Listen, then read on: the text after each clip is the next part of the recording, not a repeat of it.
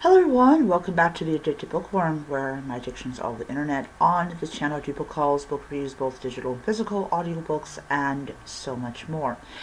Alright, so it's not time for another video, and I just kind of want to talk about something that's on my mind. I don't know if I did a video like this. I have like over 1,500 videos that I have uploaded in the 5 years that I have been on BookTube. So for people that don't know, because I have done a lot of videos, I started a BookTube channel because back when I was much younger, I had to do something called a book report. I know, I know it's a foreign item. Um, in school, and I had to sit down and read the book, and then I had to compose a report on it. So I really like BookTube because it's like doing a book report for a book that you read and everything. So in today's video, I am going to be talking about a really big problem, and I think it was Life in Books did a kind of like a red flag of like things that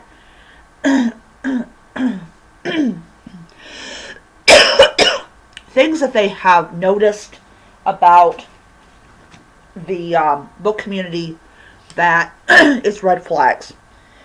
I actually did not listen to the whole thing, not because I turned it off and went to read, not read, but watch something else. I kind of fell asleep. So I had just checked out Stephen King's The Stand.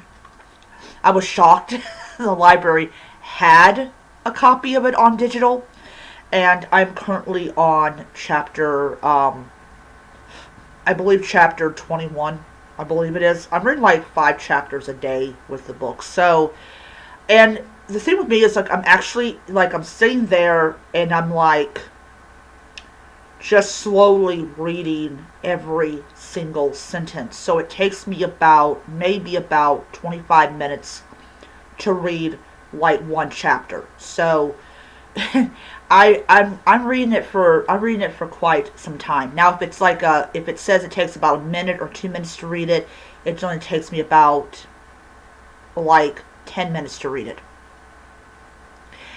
So so they were talking about one of the red flags that they have they that is a red flag to them, is that people telling them what books you should read. And this is prevalent, and this is like this I consider this to be, and this is my own personal opinion about the subject, I consider this to be poison. Like, literally you'll have people in their 20s that are telling people that have been reading a lot longer than they have, if you only read from like white authors, I want nothing to do with you. Or if you're not reading diverse books, then I don't want anything to do with you. This was in one kind of video I watched on TikTok like over a year ago, and I remember it because she was very, very nasty about it. I mean, this woman literally was nasty. And then she did a video like a couple of months ago, not exactly a couple of months ago, but like right after the election.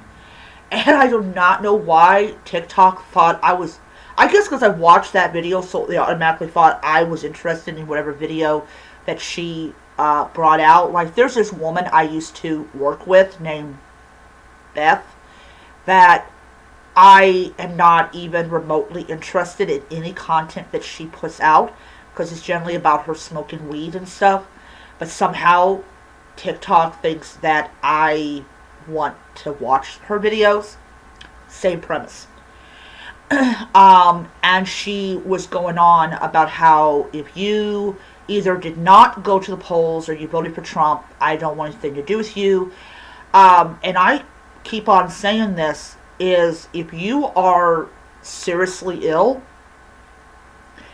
and you can barely get to the bathroom because of how ill you are, don't go out in any don't go out to a restaurant, don't go out to a movie theater, don't do this, don't do that.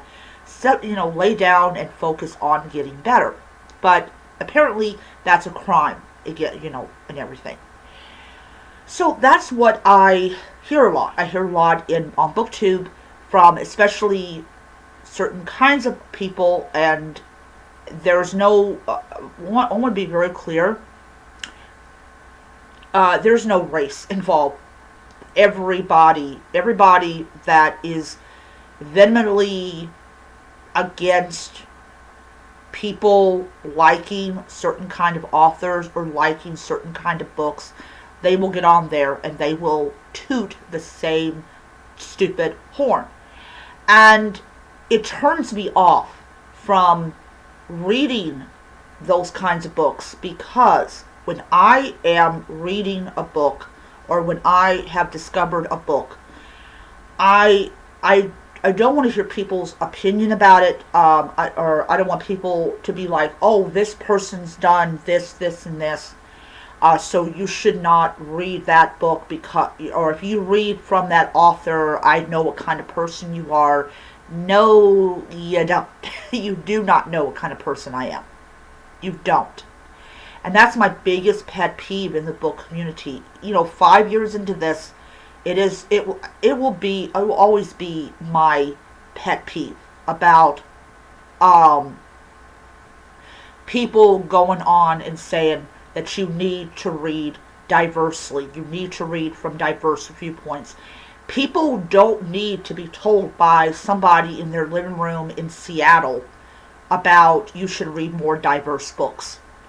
Because we will always read what we want to read. And especially you're telling people that have been reading maybe 30 years longer than you have what they should and should not read. And, like, I know perfectly well people are like, they're on the anti-Harry Potter train, and they're commending this this bookstore for taking, Harry Potter off of it, and everything. Or that Harry Potter teaches white supremacy. And it's like, wow.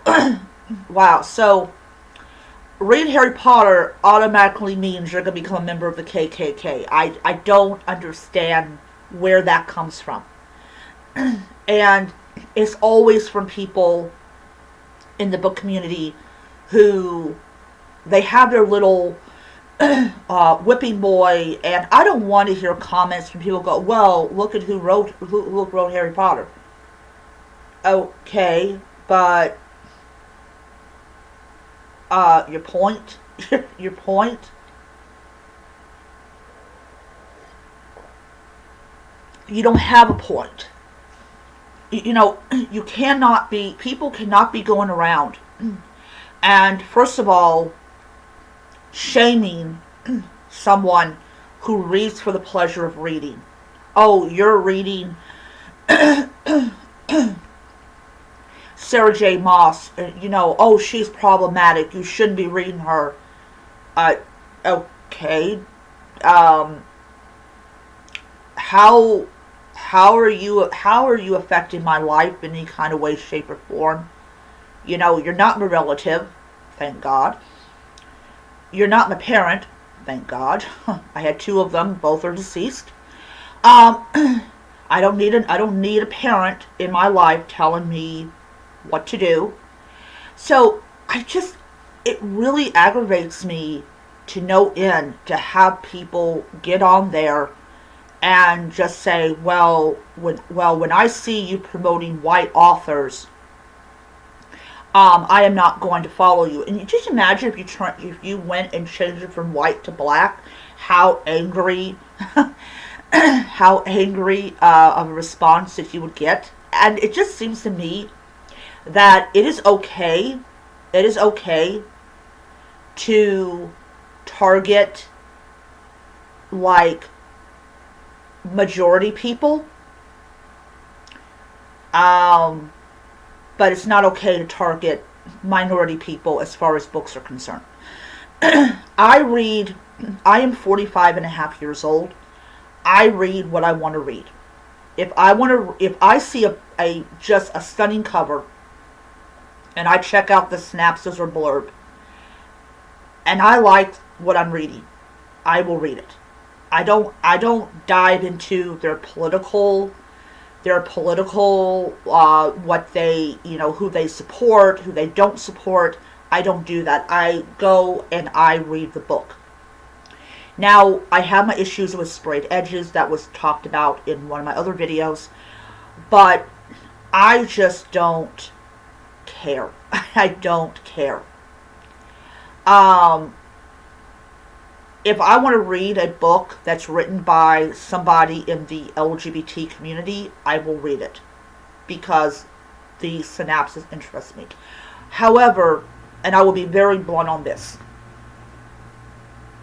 however, if your synopsis tells me zero about the book, if you have people on TikTok that are just like doing tropes but not telling me what the book is about, I will not pick up that book, no matter who writes it. It could be a person of color, it could be someone who's gay, it could be a woman, it could even be a man. I don't care. If your videos tell me zero about what the book is about, I will not read it. And I'm on a big like Stephen King fix right now, and he is everyone knows he's one of the great authors.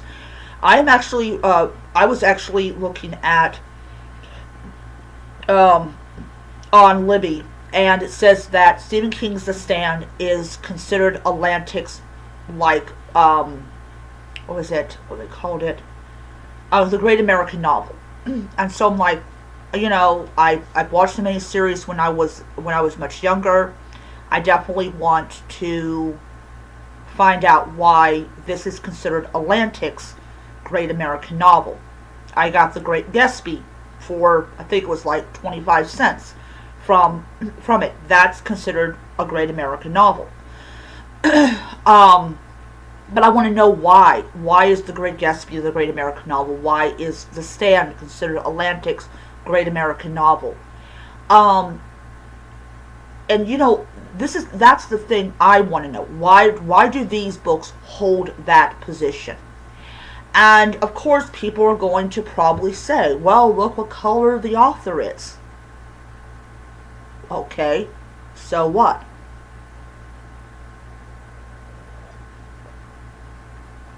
So I don't care. I honestly don't care. And I do agree with Life and Books that it is a red flag when you go and all you're doing is promoting people that I read their book and their book is garbage. I'm sorry, I cannot trust BookTube recommendations, and I don't trust them. I do not trust book talk or BookTube recommendations. Now, if you're talking about horror, that's a little bit different. But if you're talking about fantasy, you're talking about this group and this thing and this thing and this thing, I will totally tune you out. Because I don't trust I do not trust your recommendation. You don't tell me why I should pick this book up from the library, or why should I see if this book is available on Kindle Unlimited. You absolutely have given me nothing to work with. And I'm almost at the end of Onyx Storm. After 6 months of trying to read that book, I'm finally almost done with it. And I will tell you, if I hear another person, I don't care if you're black, you're white, you're polka dotted in yellow, I don't care. If in 2 years you come back and say, oh, this book, which is part of the Fourth Wing series, is so good, I'm gonna be like, it's so bad. it's so bad. I won't. And I think that we as a society, we rely so much on people's opinion and recommendations, that we don't go out there and we don't form our own opinion. Um, and that is the downside of social media. We have lost our ability to think critically. And that is such a crime in itself. That really is. So it's like one of the things I definitely want to definitely start doing is getting back to that model of, I've read this book, like I'm reading The Stand, which I am highly enjoying. The characters are interesting. They have their own types of issues and complexities and things like that. And, it's like this. It's like you got this girl who is pregnant, and she, apparently she's still a virgin. And I'm kind of suspecting that the child that's in her womb is going to be the center of everything that happens in The Stand.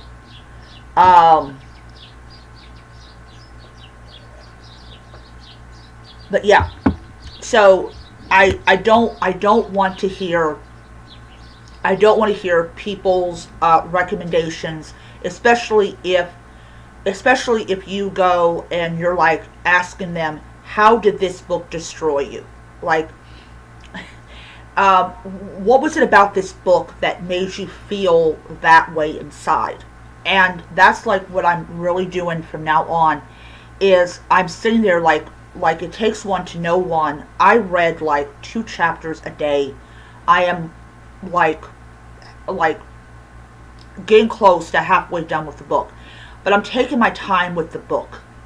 And I am just standing there next to my little lamp, reading this book, and just kind of trying to figure out, like, what is she going to do next in this one.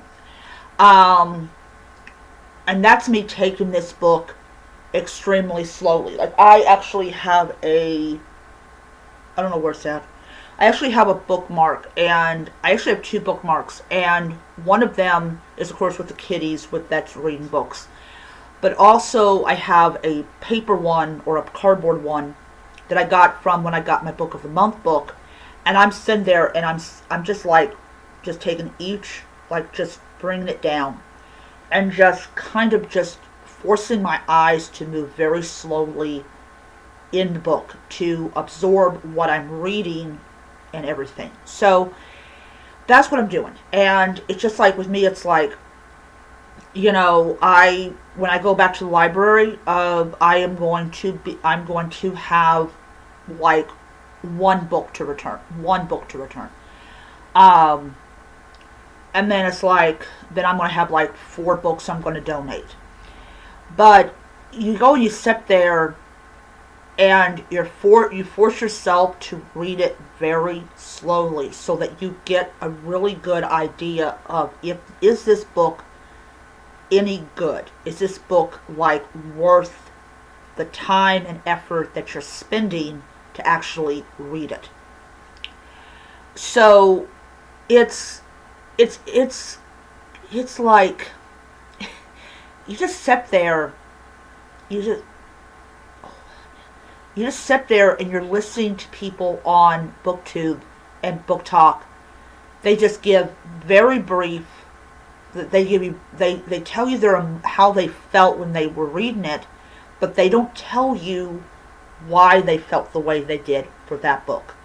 And when I was in middle school, high school, when I had to not just read the books, but actually write reports about it, one of the things that the teacher asked me was, how did you feel when you read the book?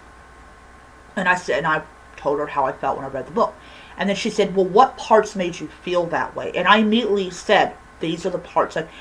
I would make like notes about how I felt emotionally, and then what parts made me feel that emotional kind of context. And I think that's what's really missing from my videos. I do these really short review videos that tell you nothing about anything about the book. Also because Light here sucks. Um, so that's what I'm really going to start doing from now on, and everything.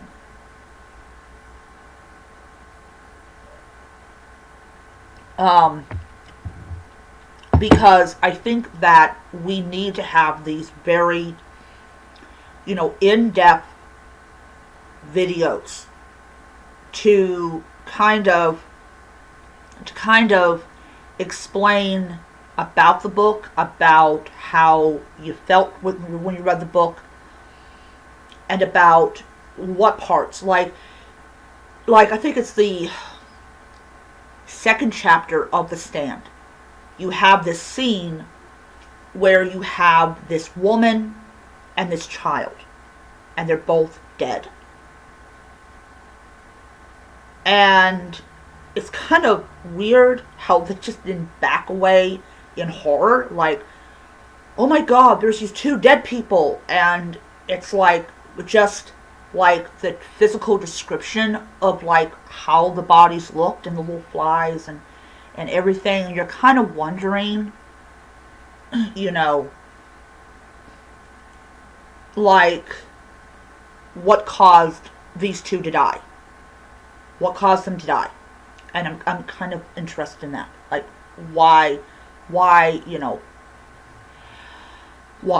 why? Why is this happening and things? So, as I said, I'm really taking this book extremely slowly. And so it's like, that's just like what I'm doing. That's just what I'm doing. But you have to take books slowly. You have to savor them.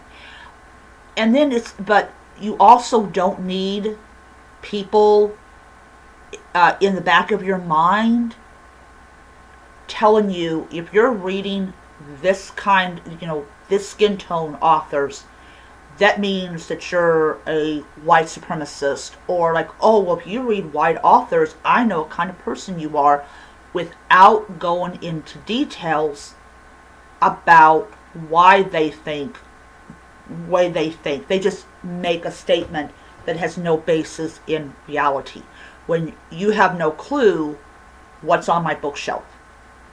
You have no clue about, about what kind of people that I want to read about. So there's a book that I want to definitely pick up. I actually got it on Kindle Unlimited, which I was very happy about. S.A. Crosby, All Sinners Bleed. And I saw him, I believe he was on, what was he on? I forgot what program he was on. But he just appears to be this really interesting guy. So his first book, All Sinners Bleed, got my attention because I just liked the personality that he oozed out. And I was like, I gotta read that book. So when I get done with The Stand, I'm going to actually crack open that book and say, okay, let's see why people like your work as much as they do. And I'm actually going to read that book. And yes, the author is black, but I don't care, because just how he talked about the book, how he presented the book, made me want to read the book. And that is just how I am. It's like, I'm always into like crime novels, crime fiction. That's just something I also absolutely love. And it's great because I can read it for free. He will get paid for every couple of pages that I read. And I just kind of want to dive into that world and kind of experience it and kind of really think about it. And that's just how I am. That's just how I am as a person. Is if you present a book in such a way that I want to read it, you darn right I'm going to read it. I'm not care about the skin color of the author. I care about how the author presents that book and trying and getting my FEMO FEMO up. Um, FOMO, not FEMA, FOMO up. Um, that's just me. That's it. But you will never ever see people on Book Talk promoting this book. Never. Because it's not something that they want to read about. Even I haven't even noticed people of color promoting his books. Like, the news program, the programs, they promote it because he's an author and everything. Um, but I don't see people of color on BookTube and Book Talk promoting his book. Like, oh, I finished reading this from S.A. Crosby. I loved it, and why I loved it, and what parts of it got my, I don't see it. I don't see it. So it's like, I don't know if maybe I'm in the wrong kind of part of BookTube, because like I might be the wrong part of Book Talk, but I don't see it. I don't. Um, but that just makes me look at him like, what? Like, how are you coming on here and attacking white readers or readers in general, and claiming they're not reading diverse books when you're not even reading like S.A. Crosby or like whoever. Like, I even made a comment. On at BJ's. It was this family there, and it was like, there was a book, a paperback from James Patterson called Alex Cross Must Die. And I made a comment that they agreed with. I said, well, ever since, what's that guy's name?